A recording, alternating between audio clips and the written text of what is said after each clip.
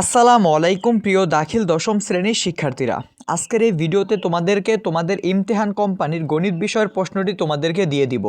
তোমরা যারা ইমতেহান কোম্পানির গাইড দিয়ে পড়াশোনা করো তোমরা অবশ্যই নির্দ্বিধায় আজকের বিষয়ের প্রশ্নটি ফলো করো। ইনশাআল্লাহ এই প্রশ্ন থেকে তোমার পরীক্ষায় হুবহু 100% কমন পেয়ে যাবে। ভাইয়া, আমাদের গণিত বিষয়ের প্রশ্নটি দেরি হওয়ার কারণ হচ্ছে আমি চেয়েছিলাম তোমাদের প্রশ্নই দিব না, কারণ তোমরা লাইক সাবস্ক্রাইব করো না, তাহলে তোমাদেরকে কিভাবে প্রশ্নটা দেই। কিন্তু তোমরা অনেকে রিকোয়েস্ট করতেছিলে, তাই তোমাদের জন্য নিয়ে আসলাম। যদি তোমরা এই ভিডিওতে লাইক এবং সাবস্ক্রাইব এবং এই ভিডিওতে কমে 12,000 ভিউ না এনে দিতে পারলে তাহলে সামনের কোনো প্রশ্ন তোমাদেরকে দিব না।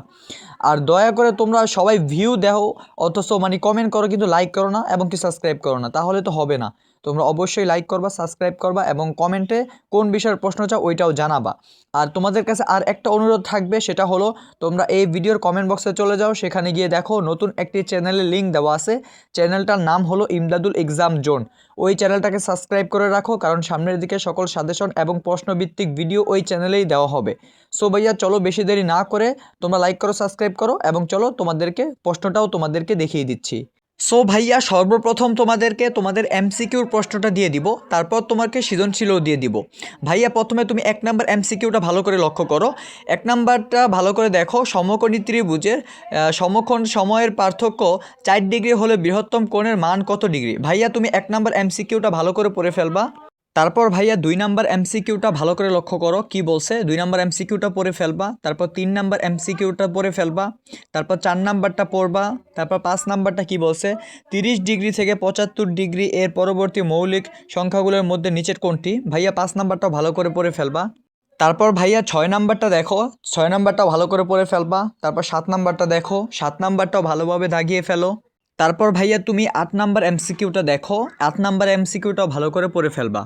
তারপর ভাইয়া উপরে দেখো একটি বৃত্ত দেওয়া আছে। তারপর 9 নাম্বার এমসিকিউটা দেখো, 9 নাম্বার এমসিকিউ কি বলছে ওইটা পড়ে ফেলবা। তারপর 10 নাম্বারটা দেখো, 10 নাম্বারটাও ভালো করে দাগিয়ে ফেলো। তারপর ভাইয়া 11 নাম্বার এমসিকিউটা দেখো, 11 নাম্বার এমসিকিউটা পড়ে ফেলবা। তারপর 12 নাম্বার এমসিকিউটা দেখো, এটাও ভালো করে দাগিয়ে ফেলো। তারপর 13 নাম্বার এমসিকিউটা দেখো, এটাও ভালো করে দাগিয়ে ফেলো। তারপর ভাইয়া এই 14 নাম্বার এমসিকিউটা দেখো, এটাও ভালো করে দাগিয়ে ফেলো। তারপর ভাইয়া এই 15 নাম্বার এমসিকিউটা দেখো, এটাও তোমার পরীক্ষা হুবহু কমন থাকবে। তারপর 16 নাম্বারটা ভালো করে দাগিয়ে ফেলো। তারপর 17 নাম্বার দেখো, 17 নাম্বারটাও ভালো করে পড়ে ফেলবা। তারপর ভাইয়া 18 নাম্বার এমসিকিউটাও দেখো, এটাও ভালো করে পড়ে ফেলবা। তারপরে দেখো একটা উদ্দীপক দেওয়া আছে, উদ্দীপকটা ভালোভাবে লক্ষ্য করো। তারপর ভাইয়া 19 নাম্বারটাও ভালো করে পড়ে ফেলবা। তারপর 20 নাম্বার এমসিকিউটা ভালো করে পড়বা। তারপর 21 নাম্বার দেখো, এটাও ভালো করে পড়ে ফেলবা। তারপর ভাইয়া তুমি এই 22 নাম্বার এমসিকিউটাও ভালো করে পড়ে ফেলবা। তারপর ভাইয়া তুমি 23 নাম্বার এমসিকিউটাও দেখো, এটাও ভালো করে দাগিয়ে ফেলো। তারপর 24 নাম্বার এমসিকিউটা দেখো, এটাও ভালো করে দাগিয়ে ফেলো। তারপর ভাইয়া দেখো 25 নাম্বারটাও ভালোভাবে দাগিয়ে ফেলো। তারপর ভাইয়া 26 নাম্বার এমসিকিউটাও দেখো, তারপর 27 নাম্বার এমসিকিউটাও দাগিয়ে ফেলো। তারপর ভাইয়া তুমি 28 নাম্বার এমসিকিউটাও দেখো, এটাও ভালোভাবে দাগিয়ে ফেলো। তারপর ভাইয়া তুমি দেখো পরিসংখ্যানের একটা উদ্দীপক দেওয়া আছে, উদ্দীপকটা দেখে তুমি 29 নাম্বার এমসিকিউটাও কভার করে ফেলো এবং 30 নাম্বার এমসিকিউটাও ভালো করে দেখে নাও। সো ভাইয়া তোমাদের এমসিকিউ প্রশ্ন 30টা দিয়ে দিছি, এই 30টাই তোমার পরীক্ষা 100% কমন থাকবে। এবার চলো এমসিকিউর উত্তরগুলো তোমাদেরকে দেখিয়ে দিচ্ছি। সো ভাইয়া এবার তুমি তোমার এমসিকিউর উত্তরগুলো লক্ষ্য করো। 1 নম্বরে দেখো, 1 নম্বরের অ্যান্সার হবে গহ নাম্বার। তারপর 2 এর অ্যান্সার হলো গ নাম্বার। তারপর 3 নম্বরের অ্যান্সার হলো গ নাম্বার। তারপর 4 নম্বরের অ্যান্সার হলো গহ নাম্বার। তারপর 5 নম্বর এমসিকিউর অ্যান্সার হলো গহ নাম্বার। তারপর 6 নম্বর এমসিকিউর অ্যান্সার হলো গ নাম্বার। তারপর 7 নম্বরের অ্যান্সার হলো খ নাম্বার। তারপর 8 নম্বরের অ্যান্সার হলো গহ নাম্বার। তারপর 9 নম্বরের অ্যান্সার হলো ক নাম্বার এবং 10 নম্বরের অ্যান্সার হলো গ নাম্বার। তারপর ভাইয়া তুমি 11 নাম্বার দেখো, 11-র অ্যান্সার হলো ক নাম্বার। তারপর 12 নাম্বারের অ্যান্সার হলো গ নাম্বার। তারপর 13 নাম্বারের অ্যান্সার হলো গহ নাম্বার। তারপর 14 নাম্বারের অ্যান্সার হলো গহ নাম্বার। তারপর 15-র অ্যান্সার হলো গ নাম্বার এবং 16-র অ্যান্সার হলো খ নাম্বার। তারপর 17-র অ্যান্সার হলো খ নাম্বার। তারপর 18-র অ্যান্সার হলো খ নাম্বার 2 ও 3। তারপর 19-এর অ্যান্সার হলো গহ নাম্বার 24 বর্গমিটার। তারপর 20-এর অ্যান্সার হলো গ নাম্বার।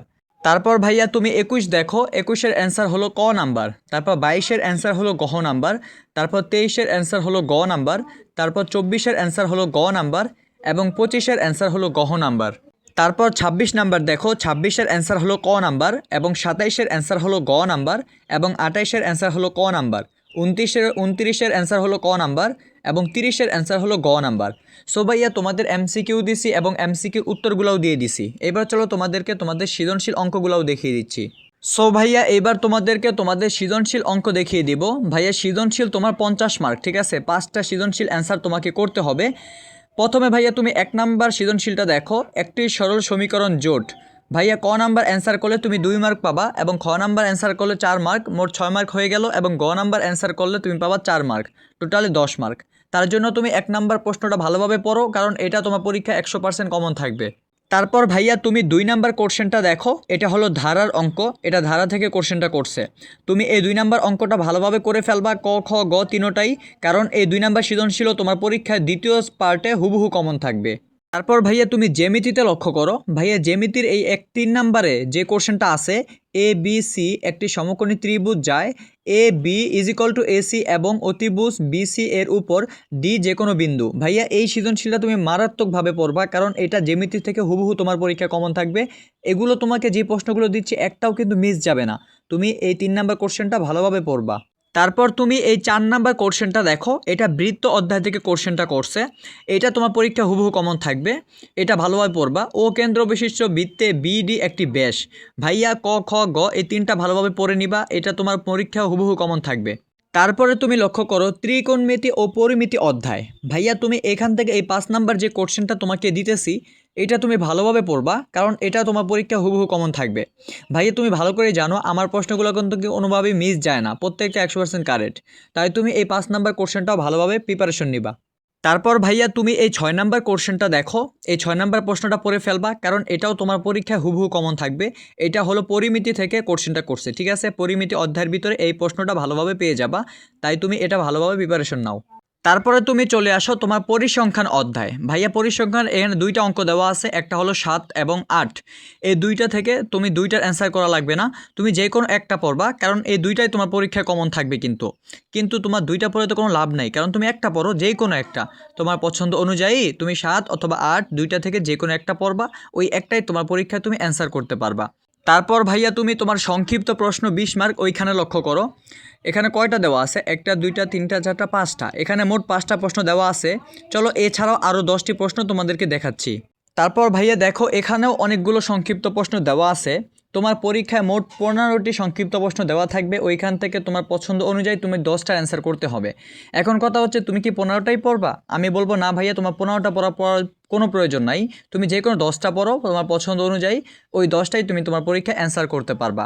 সো ভাইয়া এখন কথা হচ্ছে তোমাদের সৃজনশীলের উত্তরগুলো আমি দেইনি, কারণ তোমরা সৃজনশীল অতি সহজে তোমার গাইড থেকে পেয়ে যাবা, তাই তোমাদেরকে দেইনি। তবে তোমাদেরকে এমসিকিউ উত্তরটা দিয়ে দিছিলাম। যাই হোক, তোমরা এমসিকিউ উত্তরগুলো আমার ভিডিও থেকে কালেক্ট করো, আর সৃজনশীলের উত্তরগুলো তুমি গাইড থেকে বের করে নাও। সো ভাইয়া এই ছিল মূল ভিডিও। তোমাদের ভিডিওটি ভালো লাগলে আবারও বলে দিচ্ছি, লাইক করো এবং সাবস্ক্রাইব করো বেশি বেশি, নয়তো কিন্তু ভিডিও সামনে পাবা না। এবং আরেকটা অনুরোধ থাকবে, তোমরা এই ভিডিওর কমেন্ট বক্সে চলে যাও, সেখানে গিয়ে দেখো নতুন একটি চ্যানেলের লিঙ্ক দেওয়া আছে, ওই চ্যানেলটাকে সাবস্ক্রাইব করে রাখো, কারণ সামনের দিকে সকল আপডেট, প্রশ্ন, সৃজনশীল সব কিছু ওই চ্যানেলেই দেওয়া হবে। সো ভাইয়া তোমরা প্রিপারেশন শুরু করে দাও এবং ভালো থাকো। খোদা হাফেজ।